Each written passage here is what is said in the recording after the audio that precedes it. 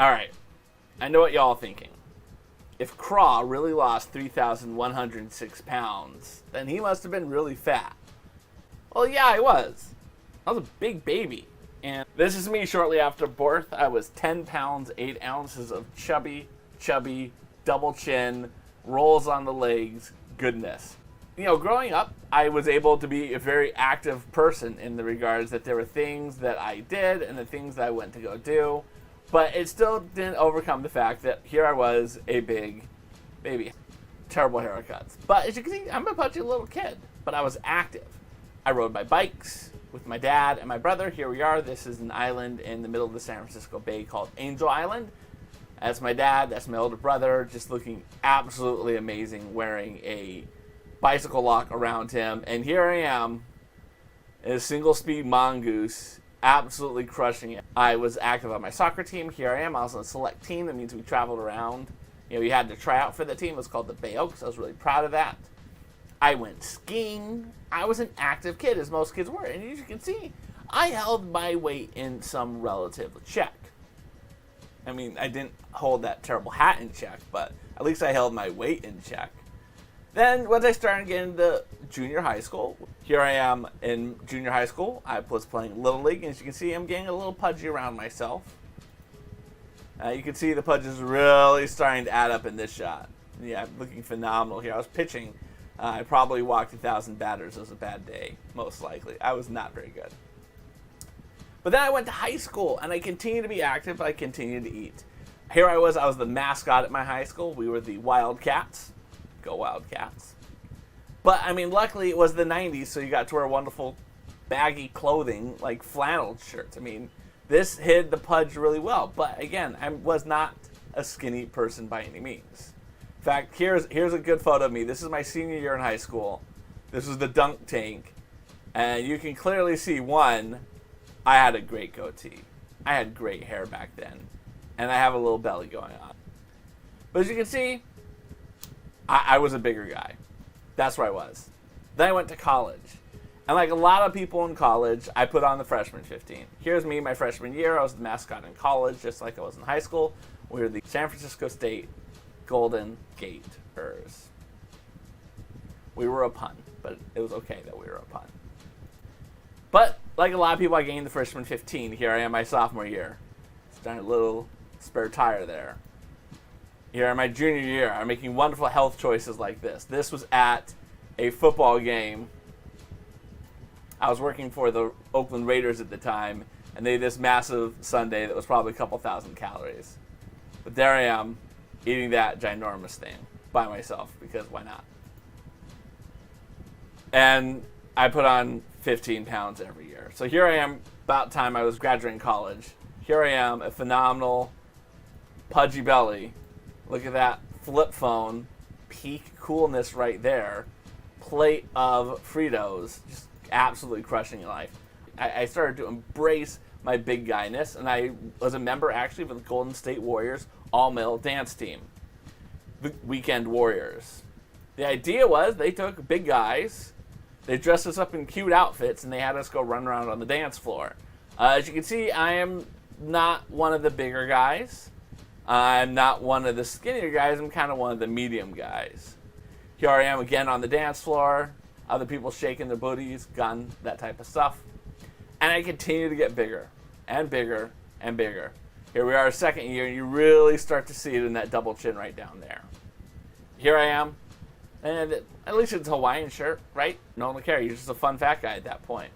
Next photo is the one where when I think about myself at my absolute heaviest, this is the photo I see in my mind. Yep. That's it. When I think of me at my absolute heaviest, this is the photo. I'm wearing a beard because you can't see the double chin as badly in the beard. But, I mean, it just really is. I'm bursting out of this shirt. And this was a big shirt, too. I didn't have many clothes that could fit me at that time. I was kind of living a life that my body couldn't maintain. I was going out to sports bars. I was working at a sports talk radio station. I'm going out there. I'm having a good time. Living life as big as you can. And at the same time, I wasn't making good decisions about anything. One night, I decided to go to San Francisco so I could go party with some friends. Hop in my car, and I'm flying down the freeway. I'm doing 80, 90. I come around the curve, and I see the Jetta.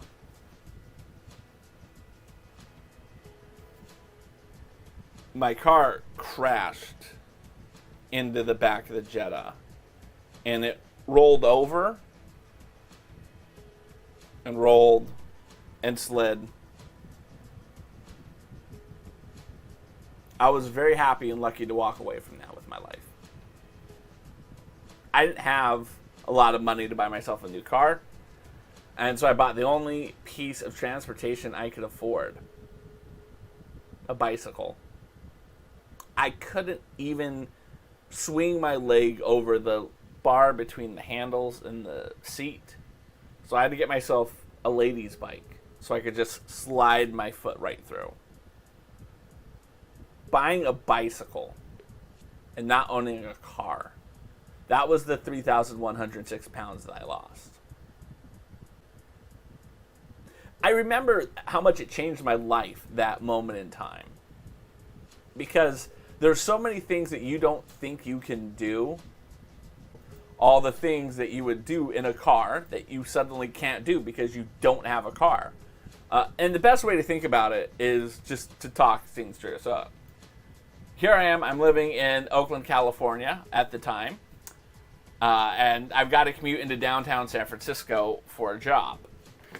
So what I would do, I'll just give you an approximate address of where I lived. I don't even know if this is a real address. I hope it is. Sure, why not? That's where I lived. But yeah, that's conceptually where I lived. So I lived there. I got to get to work.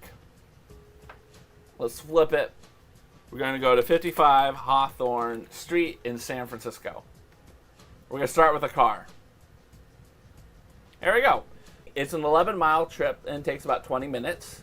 I would feel that's real. You give yourself 30 to be safe. But that was what I had.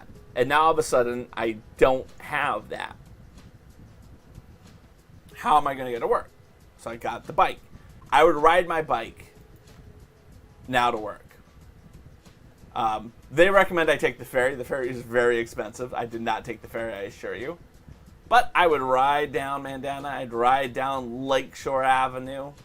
And I'd get here to the BART station. For those who do not know, BART is a commuter rail in San Francisco.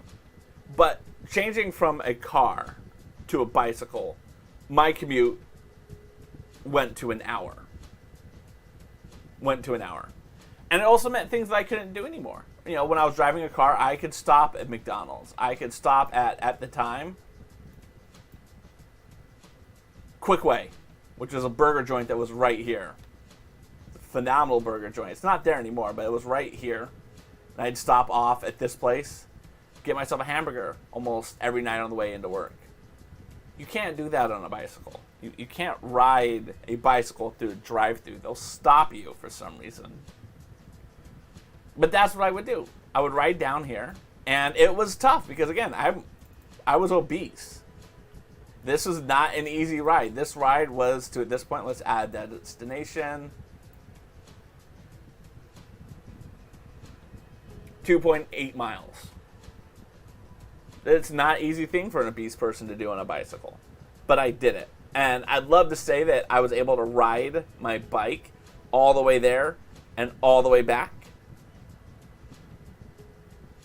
There's a hill on the way back. I mean, this, for the most part, is fairly flat. Especially on the way home. But right here, starting here, there's a hill. And this is a hill that even Lance Armstrong, at the peak of his steroids, would be scared of doing. And I remember the first day, I remember this vividly, the first day I was able to ride my bike all the way up Mandana Boulevard's hill. I got home, I was so proud of myself. I mean, sure, I dropped down to the first gear at that point.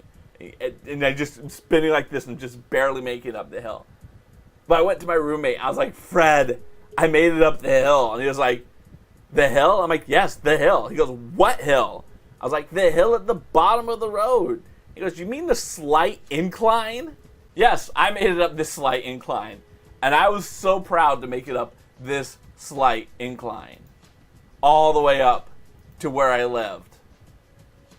It was a massive hill for me.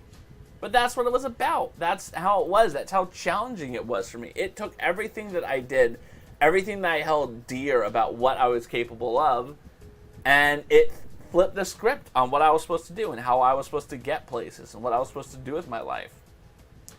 I would drop my bike off at the Fruitvale Bike Station, which is another BART station. I mean, here you can see I'm starting to look a little slimmer than I had been at the time.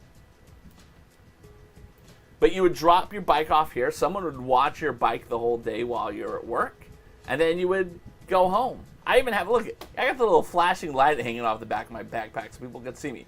Still wearing the Aloha shirt because that never went out of style, baby. But I did that. I did that for a couple of years, up to the point where I could afford a car. So I wasn't like without a car forever, but I still used my bike as my primary transportation. Here's my car that I bought I was so proud of.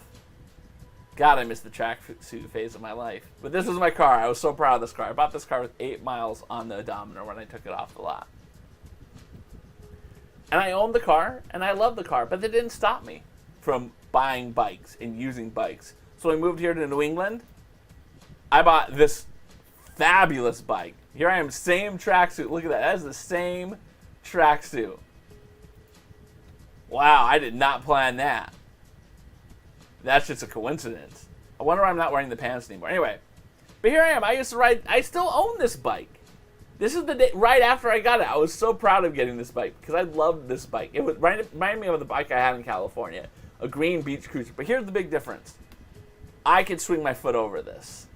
I could ride a male's bike, a men's bike. I was so proud of that fact that I rode the men's bike. So I rode this bike to work.